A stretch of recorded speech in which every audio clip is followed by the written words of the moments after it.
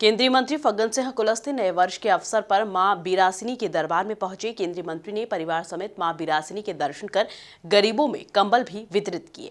केंद्रीय इस्पात राज्य मंत्री फग्गन सिंह कुलस्ते नववर्ष के उपलक्ष्य में अपने परिवार के साथ उमरिया जिले में स्थित मां बीरासिनी के दरबार पहुंचे थे।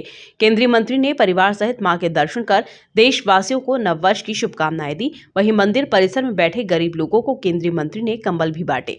बीजेपी कार्यकर्ताओं ने केंद्रीय इस्पात राज्य मंत्री फग्गन सिंह कुलस्ते का जमकर स्वागत किया। अब देखिए, मैं इस जिले में आया हूँ तो मन में इच्छा हुई कि माता बीरासिनी का भी आशीर्वाद लें, और हम चाहते हैं कि नए साल में 2022 में सारे हमारे उमरिया और पूरे प्रदेश देशवासियों को भी माता जी का आशीर्वाद सबको मिले, सब संपन्न रहें, सुखी रहें। यही मैं माता जी से सबके लिए आशीर्वाद मांगता हूँ और सब का जीवन सुखमय हो, क्योंकि नए साल में सबके लिए आशीर्वाद ही पर्याप्त है, और इसलिए सबके लिए अपेक्षा करता हूँ और आशीर्वाद मांगता हूँ सबके लिए, सभी नागरिक बंधुओं के लिए।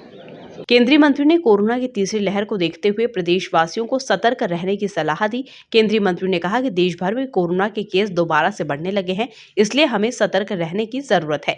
कोरोना से बचने का एकमात्र उपाय वैक्सीनेशन ही है, इसलिए सभी को वैक्सीन लगवाना चाहिए। देखिए, सावधानी बहुत है। अभी मैं कलेक्टर साहब को कहा था, मैंने जिले के बारे में पूछा था उनसे कि क्या स्थिति है। हम सबको सावधान रहने की ज़रूरत है, सतर्कता की बहुत ज़रूरी है, क्योंकि देखिए इस संकट से हम उभर करके आए हैं, तो सबकी जिम्मेदारी है कि सावधानियां बहुत ज़रूरी है, और इसलिए हर समय इन सारी चीज़ों का जितना हमसे हो सकता है कोशिश करना चाहिए सभी नागरिकों से, यही मैं अपेक्षा करता हूँ।